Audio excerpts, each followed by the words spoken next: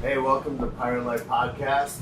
Hopefully this one is better received audibly.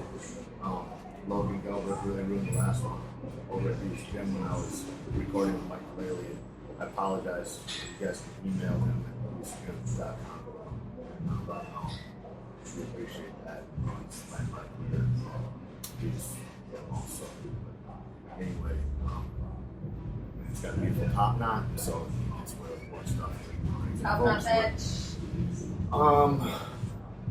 Here again today inside, and want to thank all our sponsors. Concrete Cowboy, you can find them at Concrete Cowboy on Twitter and Instagram, and at Nueva Cerveza, at Caveman Coffee, of course. We just got new cans and nitrogen infused, which kind of makes it like chemistry with little bubbles. Those bubbles, they transfer that caffeine into your brain like it's fucking crazy. It's an amazing experience, and it's awesome. And that'll be out, I think, on the site in the next 2 weeks. Moving a lot of stuff around there. We're getting ready to be at the games. Just got back from Powercast with Mark Bell and Silent Mike up in Sacramento. That'll go, I think, on Wednesday on Mark's podcast. And I'm here today with Rob Orlando, who is visiting for a few days in the greater Los Angeles area and has a bunch of neat stuff going on. And Rob is the founding member of the strongman movement as far as CrossFit's concerned anyway, and kind of a real innovator. That's a really interesting guy. Glad to have you here. Oh, thanks for being here, buddy. Yeah. Appreciate it. So what all brings you here exactly? Well, we've got a subject matter expert meeting, the SME meeting, scheduled for Wednesday down in San Diego. And so for everybody that's not, like, all of CrossFit has different, like, whether it's gymnastics, powerlifting, barbell, like all the experts in these fields do seminars for CrossFit. So they're all coming together as an intellectual endeavor to see where the movement goes. Or? That's exactly right. This is an opportunity for us to get together and talk about best practices. What's working for each seminar, what hosts have been great, what processes could be sharpened up. It's a constant endeavor to try to make this thing the best possible product to put in the hands of the CrossFit consumer. How did you get into it? What was your first interest in CrossFit? And when? Yeah, going back to 2007, early 2007, late 2006, one of my personal training clients turned me on to CrossFit.com, and he said that there was this workout called Murph that was, we all know what that is, but it's that mile run, 100, 200, and 300, and then another mile run. And I just thought that was completely ludicrous because at the time I was only training strongman. My average event was 40 to 50 seconds. How long had you been trained in strongman at that point? What was your background physically up until you got into strongman? Background leading into strongman was just a gym rat. I love lifting weights, always loved lifting weights. I did my very first contest in 2005, early 2005, and I competed for about 5 years. Just on the amateur circuit. I had the opportunity to try to get my pro card in my second or third year, but it would have been difficult for me to make the leap to get the pro card without a little bit of supplementation.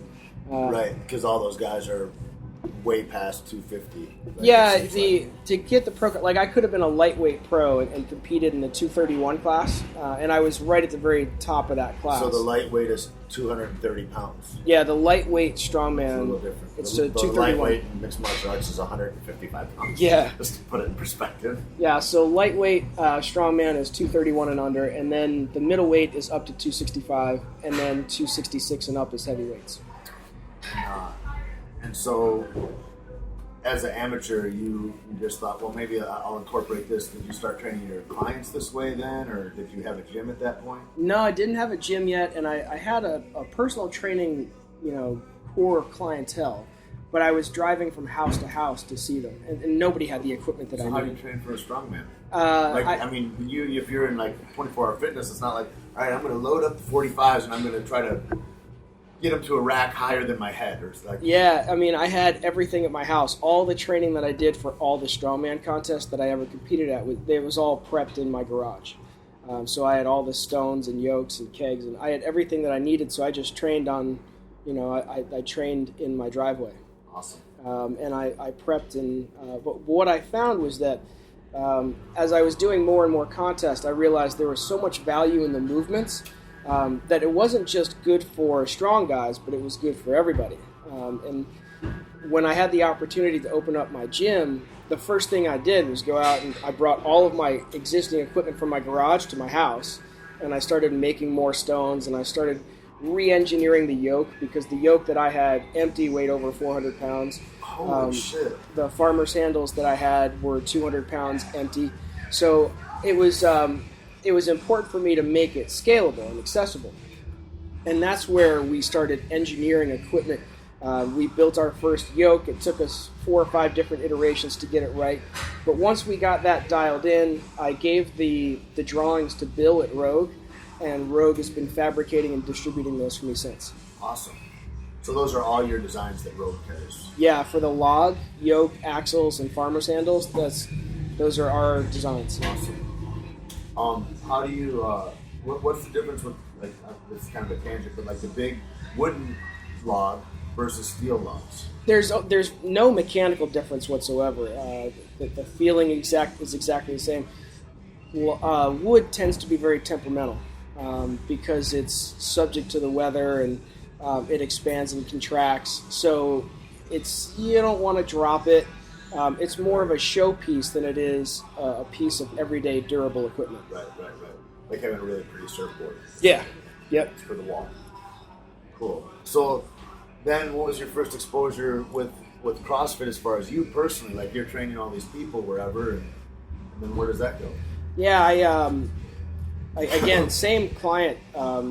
He didn't challenge me to do Fran, but we had talked about this workout. This is one of those fucking clients that's kind of a smart ass. I mean, it's like, hey, I know a little bit more than you. Why am I paying you to train me? Yeah, no, he's always been the guy that prods. Like, yeah, always. Yeah. But yeah, he said to me, you got to watch this video of, and at the time it was Greg Amundsen and Annie doing Fran. Uh-huh. And I remember sitting at my wife's house at the time. Did you look at them and you go, I'm not impressed? Well, I looked at it and I thought, first of all, it's 95 pounds, it's just not that heavy. And I was like, but why are they going so fast? Like, it just seems like, right. What are they doing? So it was the next day, I went in my basement and did Fran with 135. And I think it took me around 9 or 10 minutes, and it took me a couple hours to pry myself off the floor. And I thought, okay, I have some real deficiencies. There's a different value there than I knew existed in life. And I needed to explore that. If I wanted to continue down this kind of athletic endeavor that I was on, I needed to explore some of these areas that I saw a huge weakness. And what's the heaviest that you've ever done, Fran? 225. You did it one-handed, didn't you? Yeah, I've done that twice. I think I saw that video a long time ago. Yeah. That's a thing. That's one of those videos that's gotten a lot of airplay. So. Yeah. No, it was. It was a Wednesday or a Thursday, and I was hanging out at the gym, and I learned how to do that one-arm kit pull-up, and just a few days later, I did Fran. And I called Dave, and I said, Dave Castro, and I said, hey, Dave, I just did Fran with one arm. He's like, cool, send us the video. And he didn't realize that I had done the whole thing just with one hand. Like, he thought that I was kind of hanging onto a wrist. Right. I saw him weeks after that, and he was like, that was pretty cool. It was very impressive. Yeah. No, but I tried it again just recently. I tried it on the rings to see if I could do it any faster, and my score was just almost the same within a few seconds. Crazy. Yeah. What was the hardest part of that? Balancing the barbell over your head with one hand, or no? The thrusters are easy. It's getting enough power on the kit to get over the bar. And on a bar, doing those one-handed pull-ups, it's trying to keep your body straight that's really difficult. Because as soon as you grab with one hand, twisting. Your body starts to twist. Yeah. So you fight that rotation and kit. And kit. Yeah. And you're on one side the whole time, or you're going hand to hand? I did all of my thrusters on the left, all of my pull-ups on the right. Wow. Did you feel like afterwards, just with your OCD, that like maybe I should do it again and reverse that? No, fuck that. And how long did that take? Like 12 minutes or something like that? No, I think it was about 7 minutes. Something No like that. kidding. Yeah. That is incredible. And then you got a 300-pound Grace that you've done or something like that? Yeah, I did Grace with 300 pounds, yeah. That was another one. At the regionals a couple of years ago, one of the events was you had a 7-minute clock, and you had to do 3 clean and jerks within 40 seconds. And you could do as many attempts as you wanted, but you had to do 3 clean and jerks in 40 seconds within that 7-minute clock. So I went, I did 1 or 2 reps at 1 or 2 singles at 225 or 265, and I knew that 285 for 3 would win it. So I did 285 for 3, and I had kind of taken a stab around, and I said, all right, well, that locks me in. But I still had enough time on the clock that I loaded the bar to 300 because I just thought 3 is cooler than 2. That's awesome. And did 300 for 3. And that planted the seed to see, I wonder if I could do this for 30 reps. Right. That's the cool thing about CrossFit, or like anything, but CrossFit's made it so accessible to so many different people, to where those questions come up. The questions of like, I wonder if maybe I can do that too. Like maybe me too. And then people start pushing that. Yeah. We see it everywhere in athletics now, and it's really an incredible time to be alive. It's like what Dave's saying, oh, send me a video, and that can happen in seconds. Yeah. Yeah, it's I mean, so neat, Dave has done that several times to me, where he'll issue a challenge like, hey, we were sitting around a bonfire in San Luis Obispo, and Dave says to me, I've had this idea for a challenge, and nobody's ever tried it. It's to do 30 muscle-ups, Isabel, and Grace in any order that you choose under 10 minutes. And that turns into a challenge, and it was like, I've tried that 3 separate times. Never finished it. I finished it like, just over 10 minutes, like 10:06. And then just recently he announced it on Instagram, and there were a handful of people that did it sub 10. But it's very cool to watch those challenges kind of come up.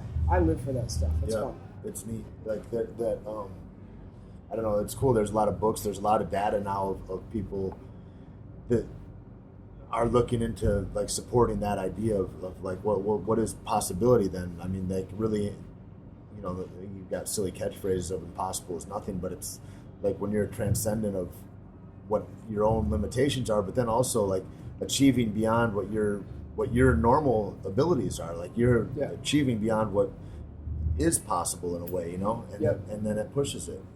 Well, the 300-pound Grace, I got to a point where on rep 27 or 28, I missed the clean several times. And I got to that point in the workout where I thought, what if I can't finish the clean and get this thing off my head with 3 left? And then, so I'm going to DNF this thing with 3 left on the clock. And at what point do I throw in the towel? And then I'm going to have to do this again at some point. And in that video, I mean, I threw a full-on temper tantrum because I actually felt the pressure, and there was no crowd there, there was nobody there. This was all self-induced, and what if I can't finish? Those internal conversations are so fascinating. Yeah. I mean, when time is just dead to you, and you have this full fucking dialogue going on that is a debate team in your brain of several voices, like not just, it's a trip. Yep. Cool. You, and what was your introduction to Castro and all that? So you're out east, freezing cold, and then you see this from a client. Yeah, so... Because that was like, CrossFit was basically just internet-based at that time. Like almost entirely, yeah. We, I reached out to CrossFit, it was just like info@crossfit.com or media@crossfit.com, and I sent them a message saying, this was right after Christmas in 2008. I sent them a message saying I had just done this workout of thrusters and deadlifts, 5, 4, 3, 2, 1. The thrusters were at 250, the deadlifts were at 500 pounds. And I said, I have this video. And Tony Budding replied to me, and he said, hey, if you've got the video, go ahead and send it to us. So I sent them in the video, and they went and they aired it. And that opened up a portal for me to send in content. And I had thousands and thousands of videos that I would just send him 1 or 2 a week, and they were nice enough to continue to put that stuff up on CrossFit.com. And that opened the door for a lot of other athletes to do the same style, and it gave rise to these phenoms out there. So it was a great opportunity for me to kind of jump in early and get some cool footage Right. up there and develop a little bit of a following right from the get-go. Did you have your brand right then? Were you always branded as you are now? Yeah, we were always Hybrid Athletics. Uh-huh. That from literally day one. That was your personal training deal? Yeah, that was Hybrid Athletics LLC, and then somewhere in the early stages of 2009, after CrossFit had put up tons of videos, I got a phone call from HQ, and they said, "Hey, we recognize that we keep putting up your videos, but you're not an affiliate. Like, what's stopping you from becoming an affiliate?" I said, "Not much. I just haven't gone through the process." So, from that point forward, I said, as long as there's I wanted to understand it better and make sure that I could continue to run the business the way I wanted to, and they assured me that I could. Then we just said, well, I'm doing CrossFit. We're doing it here, and we love it. So, we went ahead and affiliated in the early part of 2009.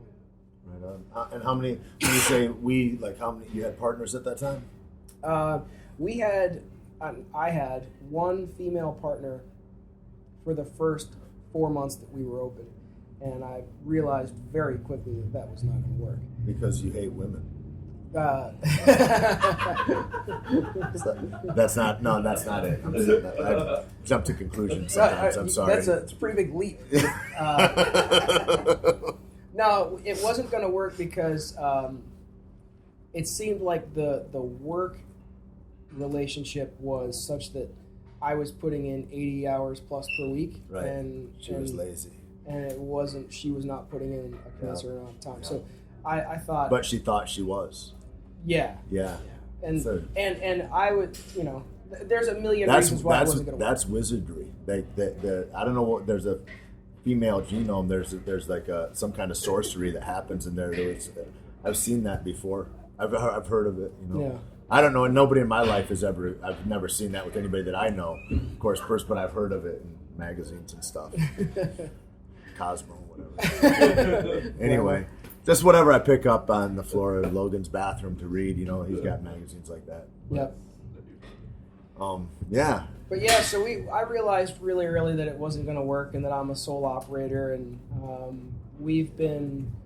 Once we split, she went on and she opened up her own gym just 15 minutes away, and it's still thriving. I just think the two of us, we both realized that we were independent, and so I've been a sole operator almost since the beginning. And then she started Soul Cycle. Yeah. So you operate one facility right now, and then you go from there. That's kind of like the nucleus or the lab for you there to jump from. That's home base for me, we don't have a gigantic membership. We've got 140 or so members that absolutely love it. Because of our proximity to New York City, we end up with people who kind of come and go. There's a lot of transients that'll come into New York City, work there for a year or two, and get spun out and go elsewhere. Yep. But we have a core group of people who have been there for a very long time. Right. And we continue to experiment. We work really hard to have creative programming that blurs the line between strongman and CrossFit. And, the whole goal is just keep building community, because that always works. How do you when you look at it, like all these, like you're talking about all these people are coming from all these different modalities of fitness. I was just I went to the Arnold's and then the Fit Expo, and I don't know if you've been to those things, but they're pretty amazing, because it's like at any of those events, under one roof is all the different people that think that that are at the peak of whatever their modality is, right? There's the highest level people of all these different things, like whether it's gymnastics or jiu-jitsu or strongman or powerlifting or CrossFit or bikini fitness thing or bodybuilding, and they all look real different, and so I guess and nobody's wrong, it's like everybody's got their thing that they're looking towards, and some are more sustainable than others, or what, you can have any kind of conversation inside of that, but like when you look at like what your expertise is, which I think is like diminishing to say it's this one thing, because I mean you're more known for something, but like you're an expert, I think, in many of these things, you know, and so do you train people? Do you ever go, okay, I want to train this kind of a sport athlete or that kind, like, you know what I mean? Because like if you're looking for, am I looking for general fitness? It goes down to what your goals are for your clients, you know, and what their desires are. And so in that kind of way, I feel like it's in a way, like if you get too nerdy about it, ultimate fitness, in quotations, is an unattainable goal because it all falls short under another paradigm. Yeah.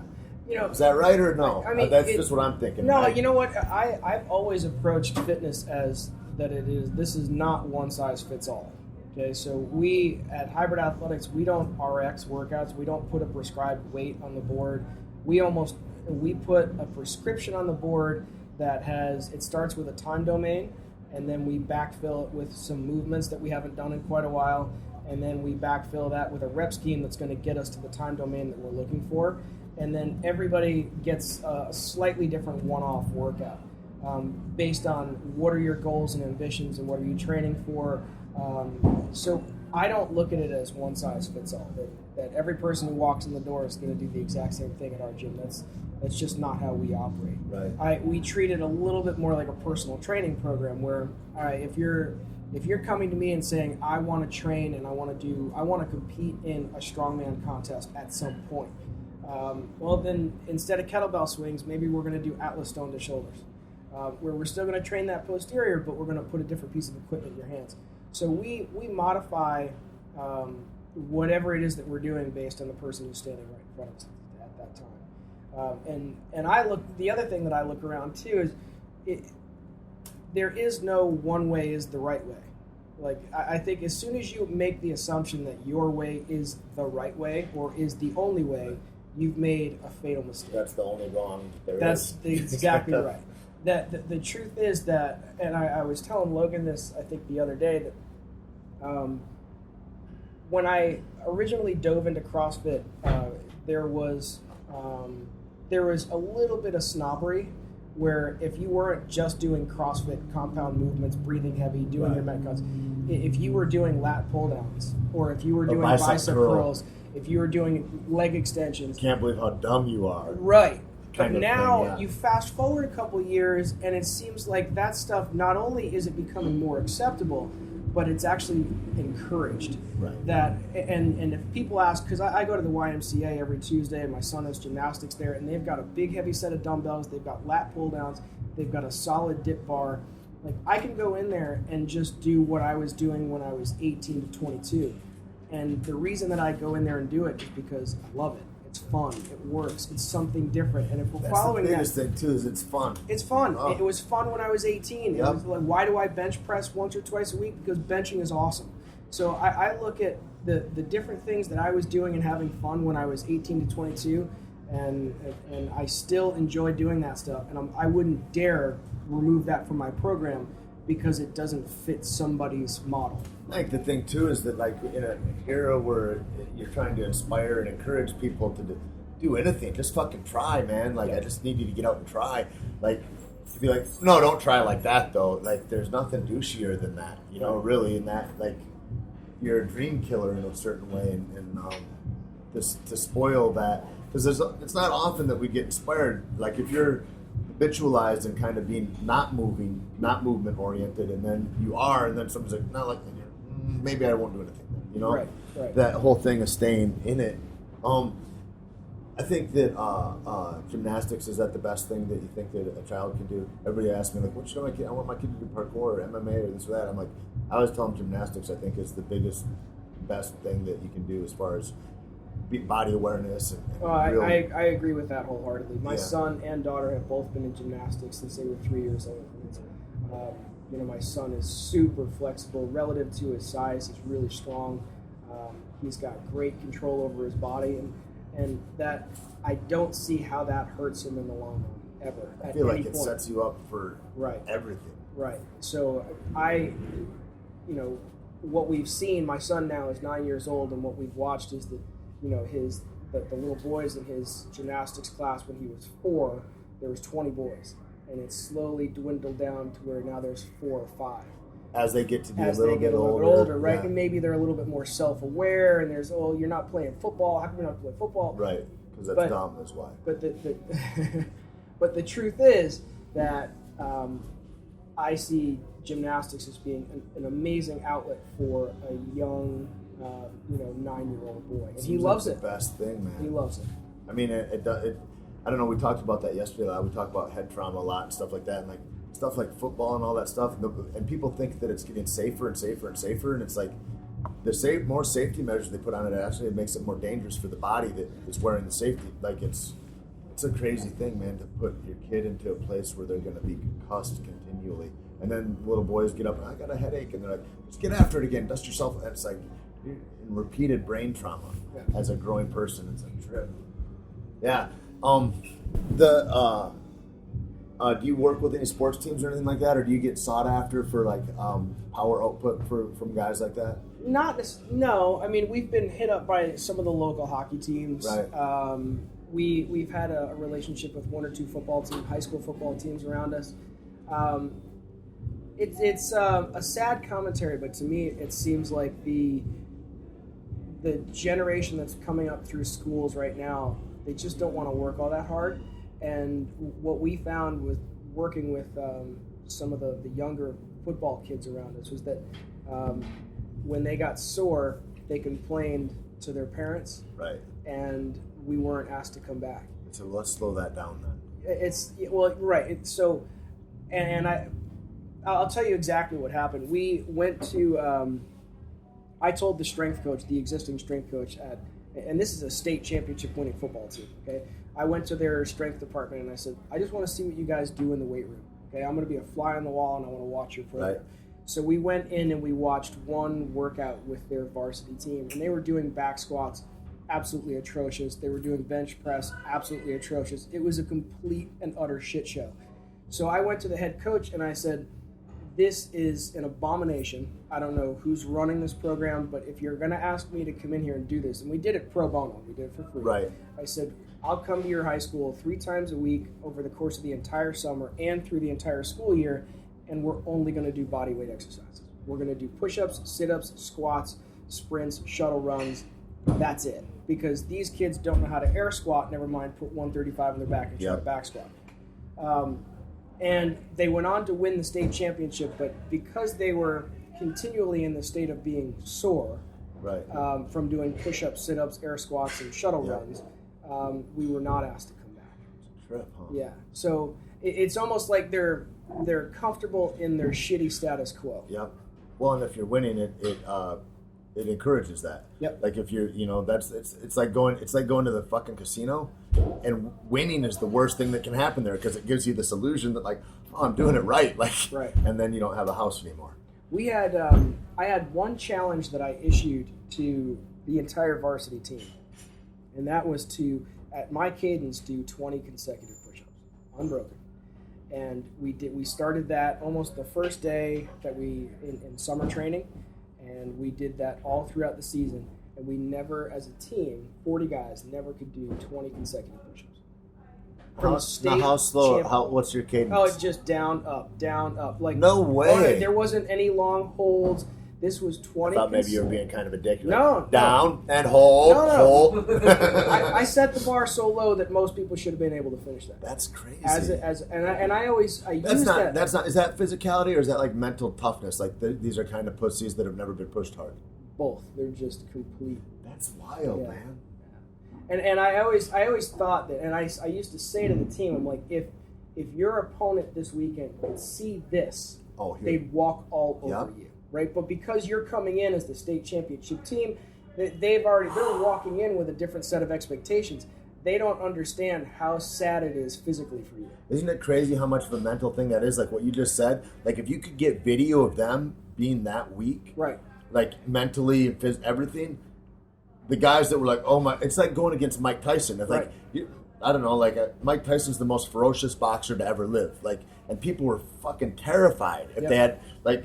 big, able men were terrified to go, oh my God, I got to fight this guy. And they'd get knocked out. But like, if you could see something like that, you're like, oh, he's not, it pulls the veil back a little bit if you see a little of that. Like, not that Mike had any of that, but like that's the kind of thing when you go up against champions. It would change your perspective when you go out on the field. And encourage the belief. Like, and that's the thing too, that then I don't know, it always trips me out when I look at like the macrocosms and microcosms fitting up perfectly, but like that belief as a team in that way, like, ooh, this team is this way, but like also then you go down to the singular push-ups even, like, or whatever the move, like, I believe that I'm gonna do this or what, like, it's a huge fucking difference of your ability changes then to the point that you believe or not. Like lifting a stone, I love what Logan says when he coaches, and he's like, these are, and whatever it is, like, these are going to be expensive reps. Like when you're doing strongman reps, like these are going to be expensive. And if you only get it to your chest and it's not quite to your shoulder and you have to start again from the floor, maybe that doesn't happen the second time. It's that pricey. And when you can teach an athlete, I think, to appreciate those microseconds of being everything, like as far as discipline, mind being right here, and motion, like that's the turnover. That's the very play important where champions get made.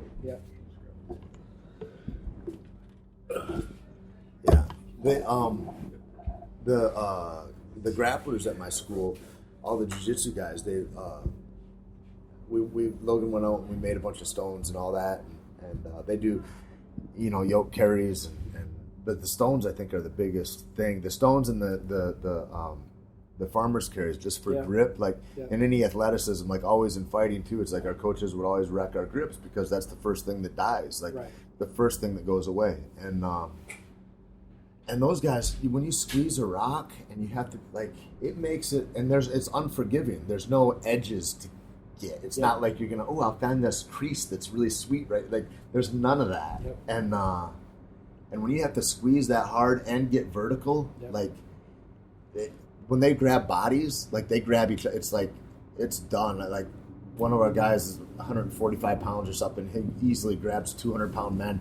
And if they come from another school, they don't know, like, I don't want Ruben to grab me like that. It's over. You're going to go for a ride. Like, and that translation of that, like, it looks, when you see strongman, when I see strongman stuff, and all I knew about it was like guys like Magnus or whatever walking around in a circle with, veins coming out of their head.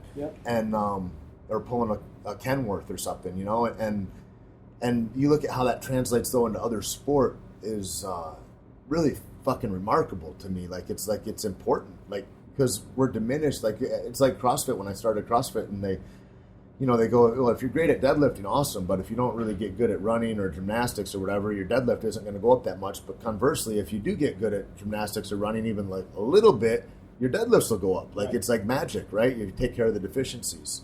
And man, it really comes true, I think, when you go outside of the, you get good at whatever your sport is, but then you go outside of that comfort zone, and it's tremendous. It's like, even, I think, the crossover to, there's a leap, man, of bravery, I think, for people that come from CrossFit to go into strongman, just because of the different setups that are involved as far as like what's safe, and a normal pull from the floor looks really different in those things. And we get asked that question a lot at our seminars, and just, I bet people try to teach you, like, no, that's not safe. You can't lift with a rounded back. It's like, well, I would argue that you can. Right. And I would argue that the stronger you get, the more leeway I'll give you as an athlete.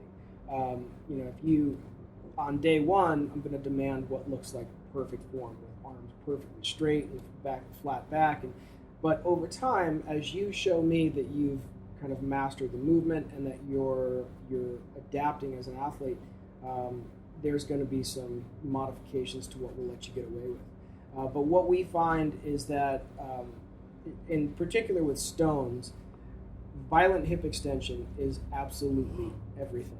Absolutely everything. And I can't think of almost any athletic endeavor that doesn't start with violent hips.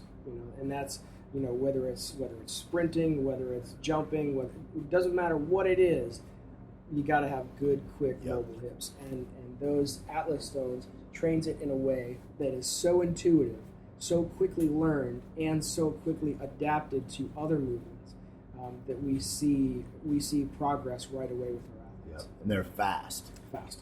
I mean, that's the thing too. Is like when you look at lifts like that and powerlifting, and you look at like what looks like a slow lift, but the kind of violence and speed that's happening in that, like it's perceptible by your eyes, so it looks slow instead of like a punch or something. Right. But man, it's fast. And then if you do that with a 200-pound stone, that translates into crazy speed. If you're just if you're throwing a barbell, if you're throwing a kick, if you're throwing like whatever it is, you know, it's the transfer is huge. Yeah, I mean, we look at that at my CrossFit level 1, and I'm sure it's the same curriculum. But I was fortunate enough to have Coach Glassman do my level 1. Sick. And I had Miranda Oldroyd, so I think I won.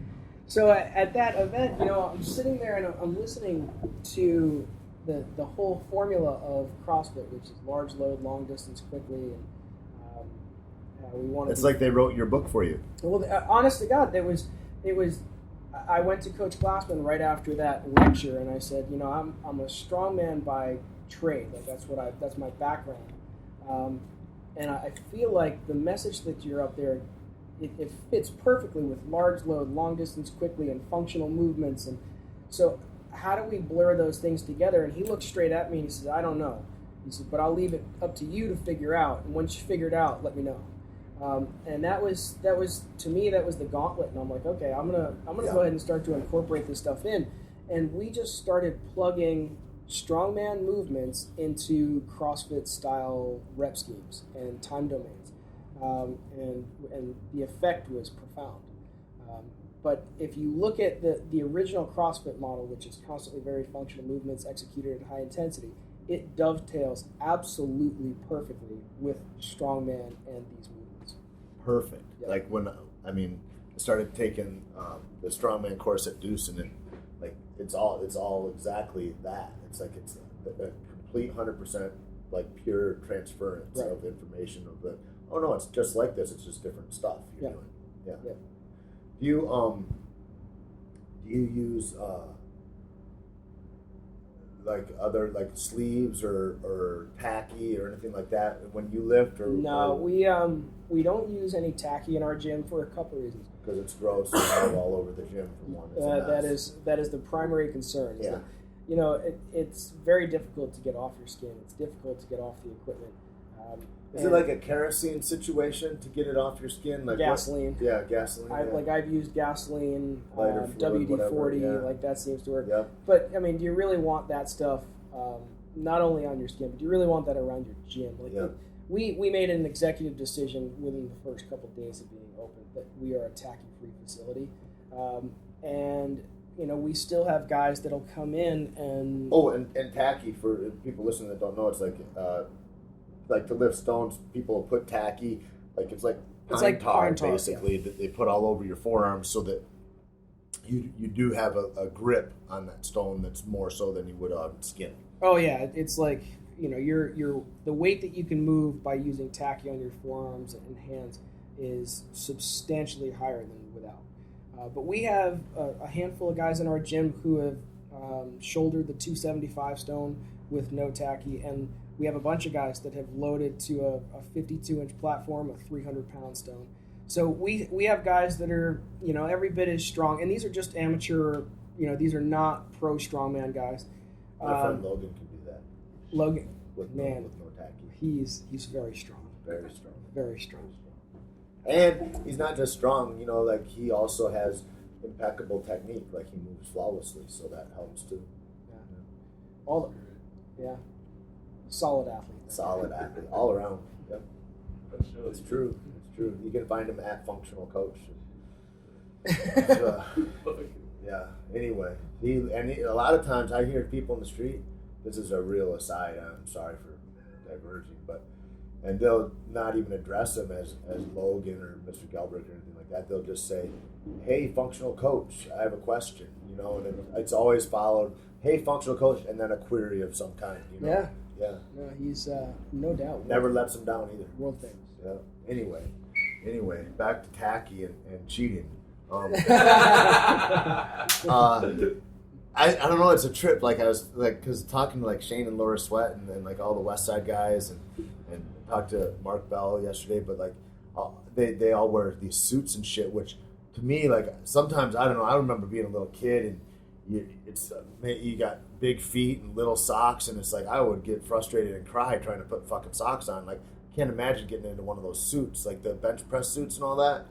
Yeah. And then I watched them do a competition, and they can't move their arms until they're actually under load. It's so much, and so it seems like a weird amount of help. Like you could stitch those things too, so they weren't all uniform. Like maybe this guy gets an extra 200 pounds out of it, and this suit offers you like I don't know. Like it seems like a weird deal to get into, like that and packing and all that kind of stuff. Because I'd always come from the school like, if you can't grab it and hold on to it, it's not yours anyway. So what are straps for? Yeah, kind of thing. You know what I mean? Now that could be countered with a lot of arguments, but I'm sure like that could create a ton of debate. But the way I look at it, it's just a very simplistic, purist view, which is I show up to people ask me all the time, well, what do you train in every day? I train in usually Chuck Taylors, no belt, no straps, that's it. That's all I've got. Right. I just recently started. No shirt, because shirts are jail cell. Is that right? Well, I do wear a shirt. I like to cover my nipples. All right. But there's room for a pasty sponsor or something. Anyway, we'll talk more about sponsors later. But yeah, I like to be able to show up on game day. I never ever want to look in my the workout pops up and I'm like, oh fuck, I don't have my whatever. Right. I don't want to have to dig through my bag and try to find my strap. So I just don't wear anything, and it's always given me a great sense of freedom that I don't need knee wraps, I don't need wrist wraps, I don't need all the different pieces of gear that everybody puts on. I can go out there in my sneakers, pair of shorts, and a t-shirt, and I'm good to go. And that it's it's a purist point of view, but that's just the way that I roll. Logan works out in Chuck Taylor's also. He does. Yep. So you're on the right track. Yeah. I'm just trying to do what he does. Everybody is. Anyway, when you started out, did you think this is what I want to do with my life? I want to have a gym, or did you did you go to school or? I went to University of Connecticut. I graduated with a BS in exercise science.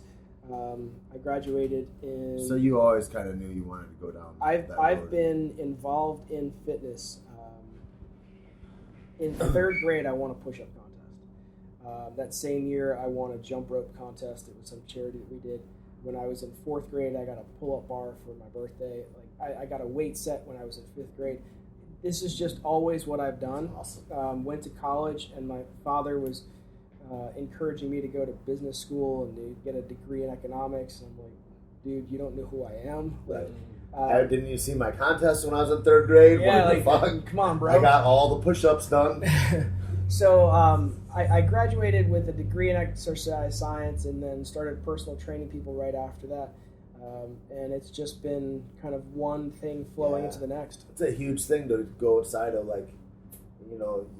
your parents, outside your fathers, you are striving to make those people proud for forever, and then be like I know I got one of my friends, he's the Jewish guy, and he went to Hebrew school in Israel and the whole thing, and then he got back and he was just like, I'm not really sure about all this, and I'm pretty sure that God isn't what y'all are thinking, and and his dad was a minister and everything, had lived through the camps in Poland and the whole fucking, and now he's a comic, but it's a huge conversation to have. Was there a heavy time like that where you're like, I don't want to have to tell him this, but oh no, it was never uncomfortable because I was always secure in the fact that this is who I was.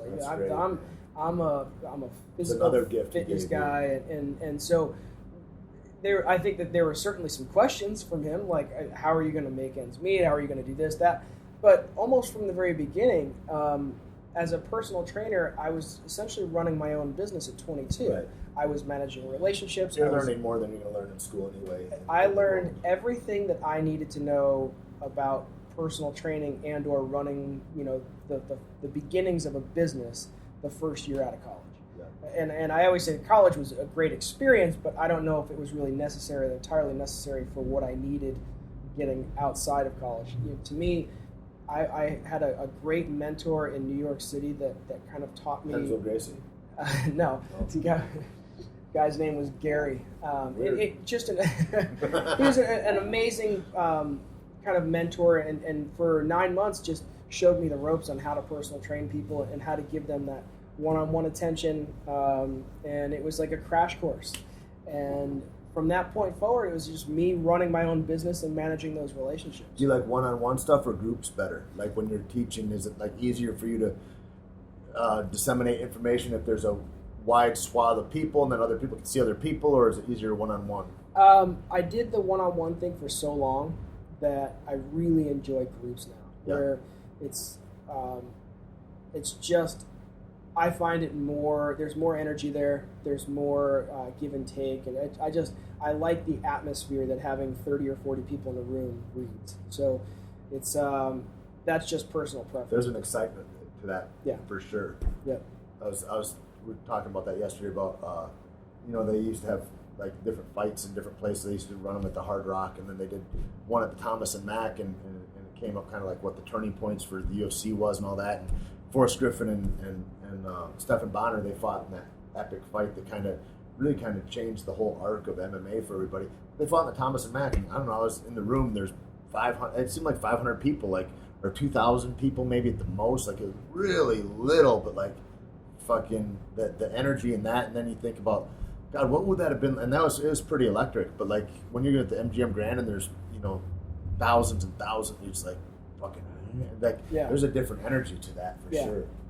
And you have to bring it more, I think, because you can't feed off other people's. If you're one-on-one, it's like you really have to be engaged. You got to be on. And I value that experience because it kind of gave me the tools that I needed to work a room and to really to be able to work with, in a single day, to be able to work with guys that are, the chief technology officer for some giant corporation, and then literally the next hour working with his wife who's a stay-at-home mom, and then the next hour you're working with somebody who's completely different. So in the course of a day, you're running the gamut of who you're talking to. Like, here's a firefighter, And that means that you need to be comfortable enough shooting the shit with almost anybody that you're standing across from. How do you do anything to like get in the zone, as it were? Like you're like, I've got a client coming up at 4. I really don't want to fucking do this. Is that like?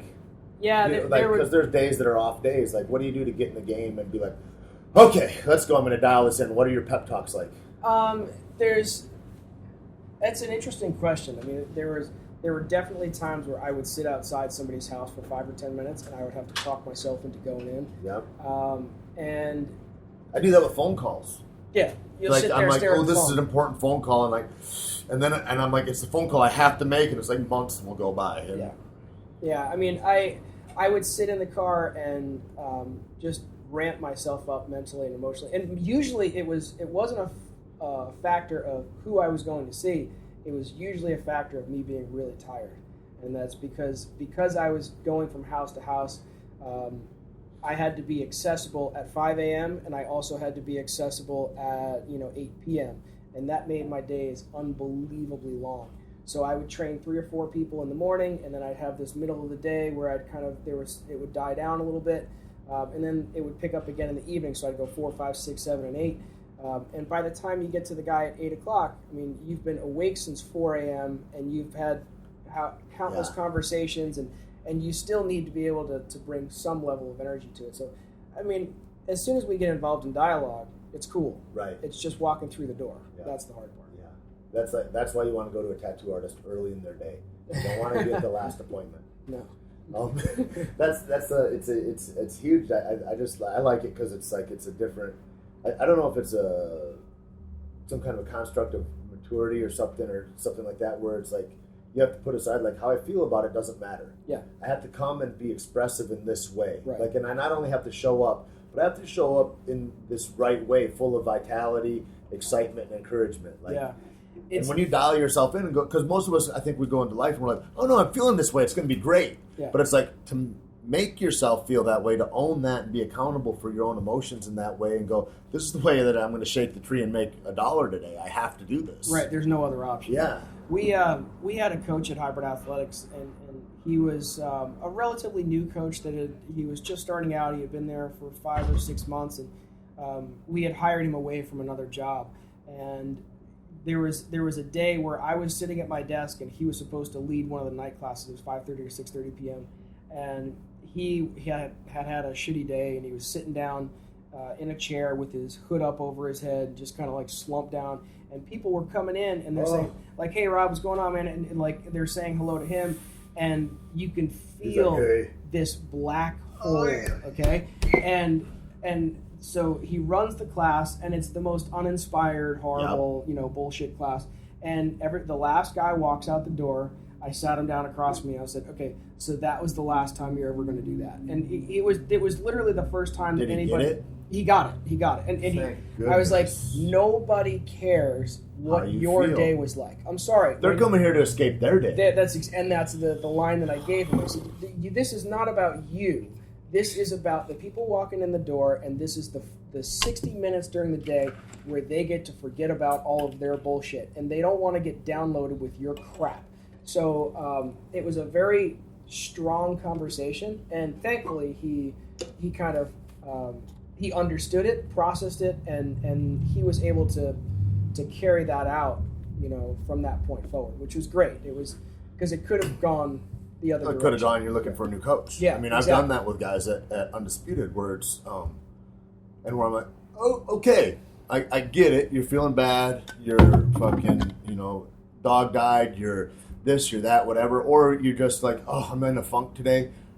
You can't have it, like, because being a coach is giving, and like when we do like a coach's prep course, it's like it's a huge conversation to have. Like, what is a coach? It's like it's not a job. You're not gonna make good money coaching. That's not what it is. It's like it's a calling. It's like a thing where it's like I need to interact with people like this, and I get a spark for the rest of my life by being able to be giving and of service, and that's the thing. And it's not like to. Yeah, because otherwise it's like a torment. It's like when you get a massage from somebody and you're like, and it's like they're loath to do, like there's no, you're just like, this, let's all go home because this is worth it. This is not working for anybody involved. Yeah, no, it's the truest service industry there is. That's right. A coach. You know what? The truth is that as a CrossFit coach, you are there to educate, you're there to inspire, but at the same time, I think you're also there at some level to entertain. Like, I think that there should be you should be able to carry dialogue and to be able to make people laugh. And like, I think that one of my coaches, Nate Harris, he'll be happy to hear that because he tries to do a little stand-up routine in front of every class. I mean, I think that there's value in that. To where people are like, can we do the warm-up or what? You think you're hilarious. And that was a great meme that you put out earlier, but stop it. No, he's great. He's I think that. But there's all of it. It's like you are at some level you are a performer. And the thing is too, I think that you're authentic. They're like that. Like I tease Nate, but like that's who he is. It's like you bring who you are. You're not in there pretending. It's like, and that's why it's like I find it in jiu-jitsu especially. Like there's a lot of guys that are fucking killers, where you're like, this would be a great coach, but he wouldn't be. He'd be horrible. Right. Like I'd rather have a real novice dude because. It's all that personality thing. It's like just because the guy has the most information doesn't mean that's the best guy at all. That Absolutely could be the not. coach that ruins people, the room full of people. Yeah. And it's a huge thing. I think now more and more and more. I've got a buddy of mine. He always sends me these ideas for CrossFit T-shirts or whatever, and he hates fucking CrossFit. He thinks it's the dumbest thing. It hurts. He's one of those dummies that's never ever done it. Yeah. But he knows all about it, and he's like, yeah, I'm going to make this.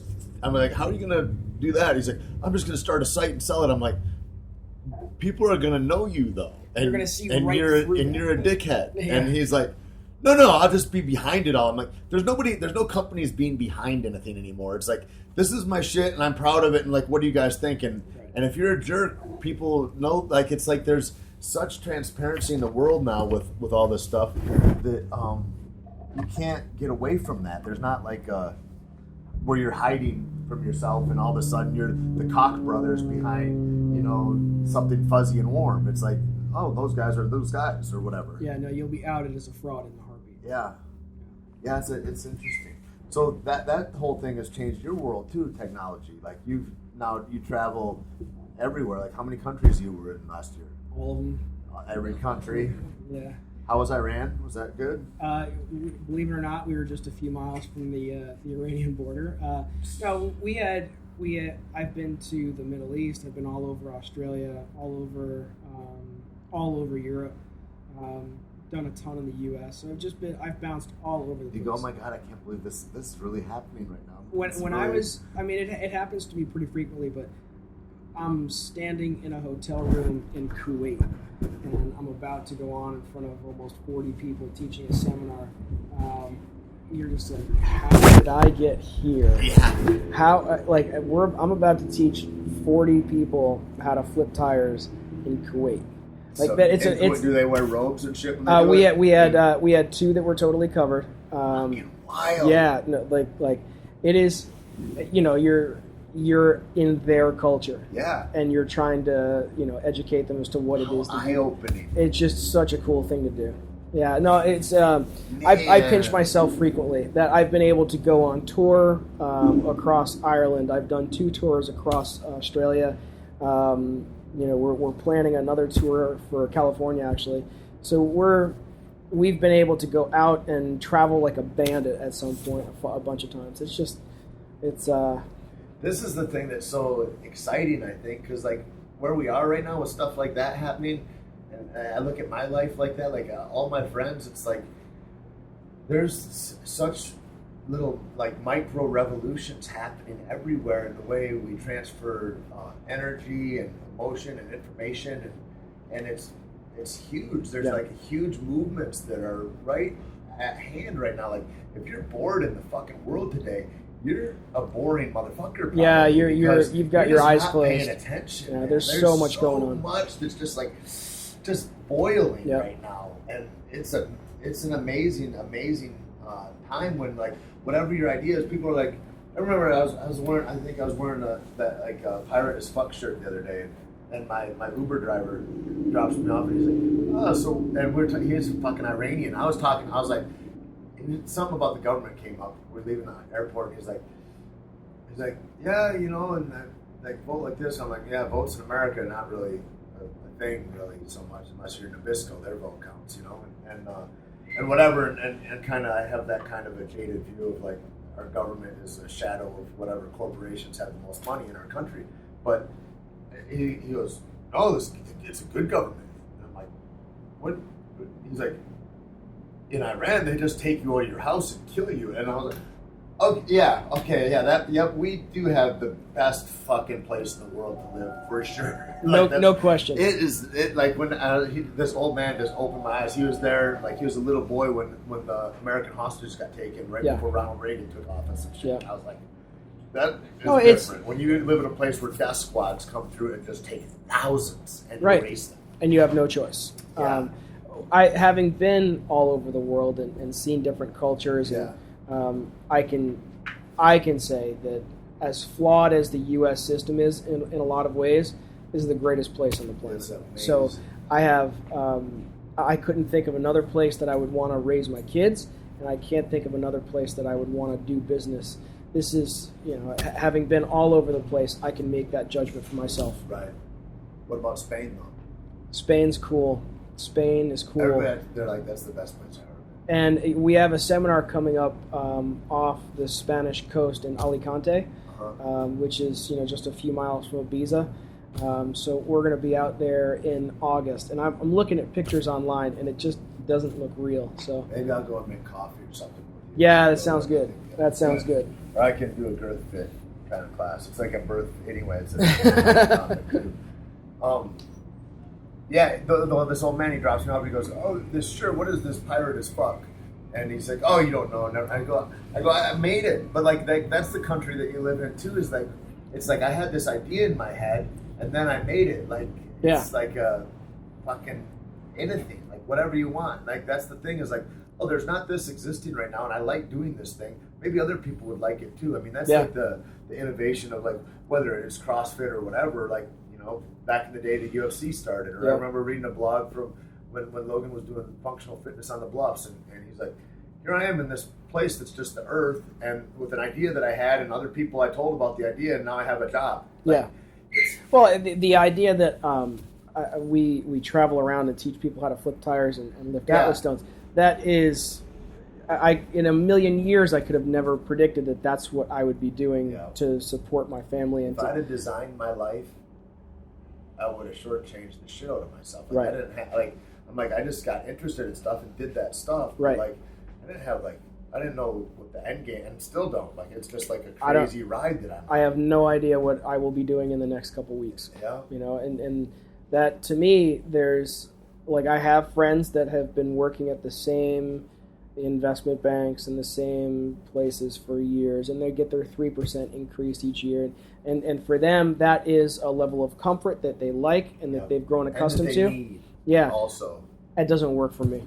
I'm the same way. I was a loser. That was the thing, is under all the constructs that I grew up around, it's nobody had really bright visions for me, you know what I mean? And it's just because I didn't work like that. That wasn't my gig. I wouldn't have been able to succeed at that, you know?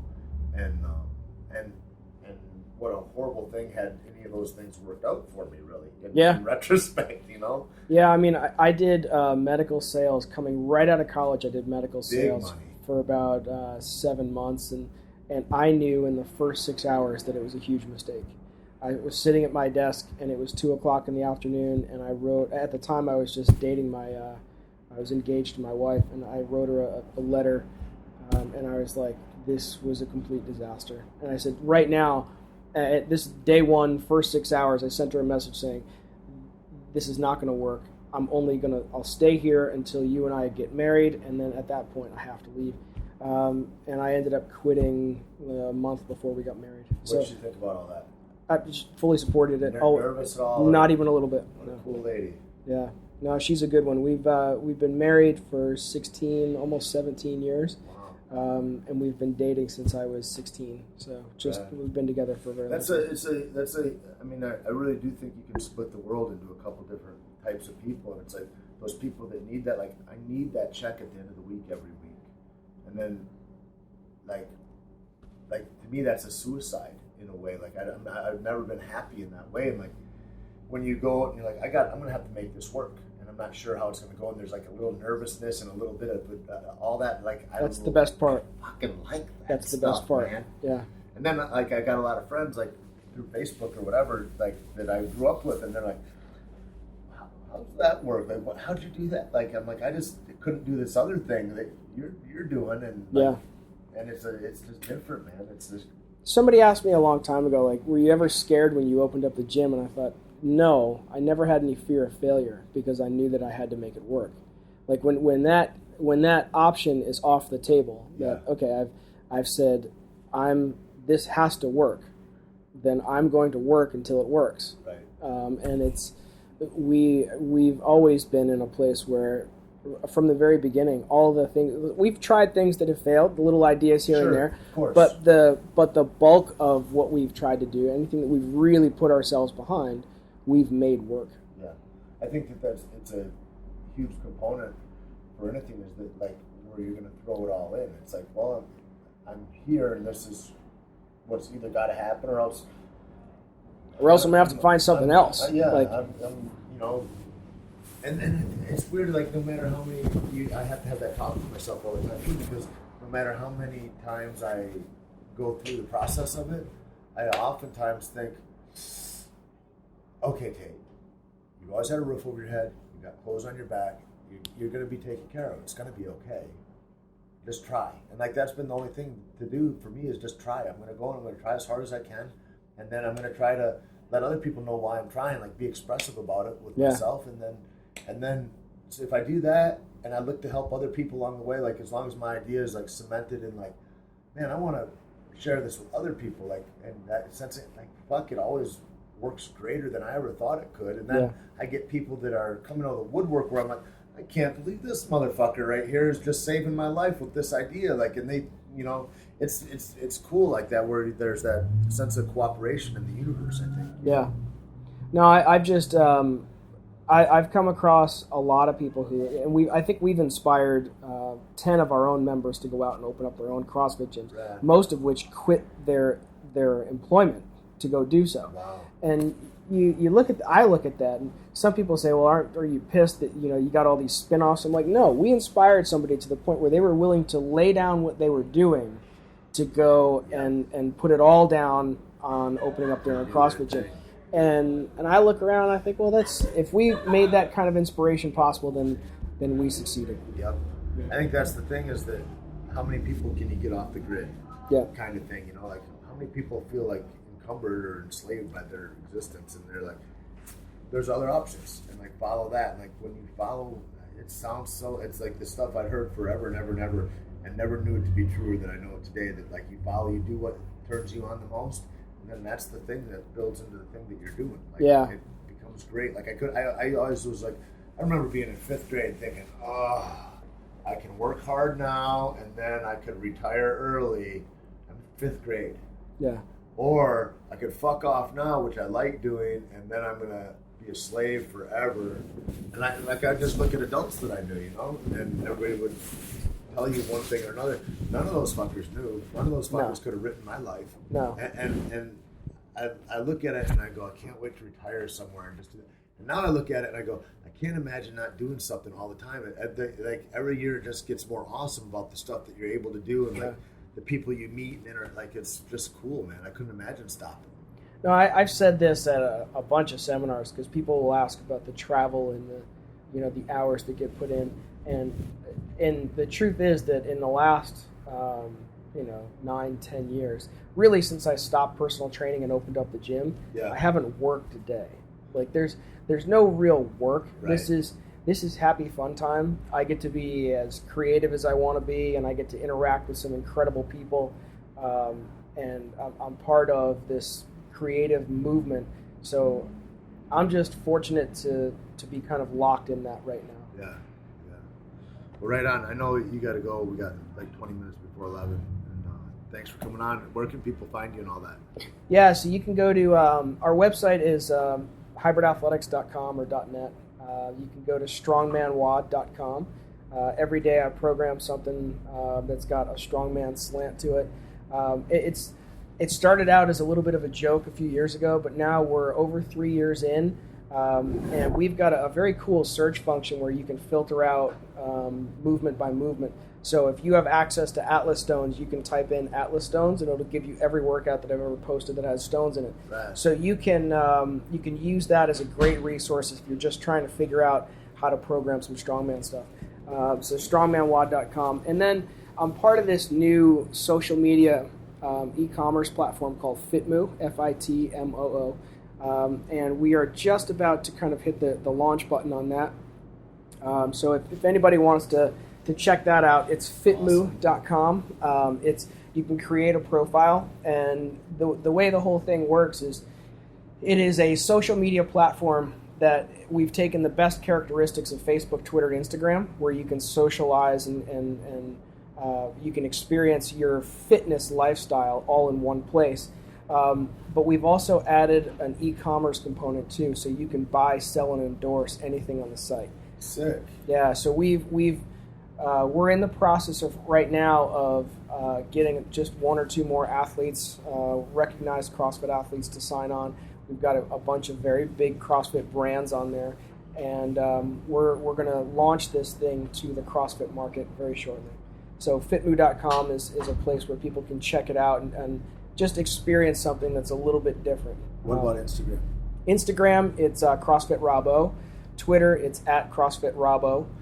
So both of those, hit me up there anytime. Okay. But yeah, those are the places that Instagram is the one that I use the most. Cool. Yeah. And we'll be at Undisputed Fitness. We'll be having a strongman seminar certification on the 12th of April, coming up here in a couple weeks. Yeah. And, it's important too to recognize that although it's termed CrossFit Strongman Seminar, it's designed for anybody and it's infinitely scalable. We had a woman, total newbie to CrossFit, had never done a thruster, never done anything before, and she just happened to walk into the seminar just before I was giving my opening comments in CrossFit Oahu, and she's 65 years old, And I pulled her aside and I said, we're just about to start this seminar. She said, well, I don't have anything to do. I said, why don't you just stay for the first 10 minutes? If you hate it, totally get it, you can walk out the door. She stayed, and her and I still keep in touch. She not only goes to CrossFit Oahu, she's one of their members there, but we keep in touch pretty frequently, and she does a lot of strongman stuff. So it is as infinitely scalable as CrossFit. I even think it's more so. So it's really designed for anybody. Yeah. I'm gonna make my mom go. Please do. She had a hip replacement a year ago, just about now, and then she had a discectomy on her back like 2.5 years ago or something.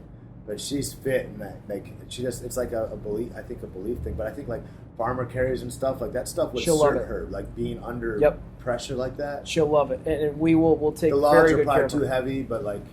But we'll modify it. Yeah. Again, it's infinitely scalable. I don't care if you are 65 and 2 fake hips. None of that matters to me. We will modify it until we find success. Killer. Well, thanks a lot, man. I appreciate it. My pleasure. And, My pleasure. We'll talk more. Sounds good, brother. All right.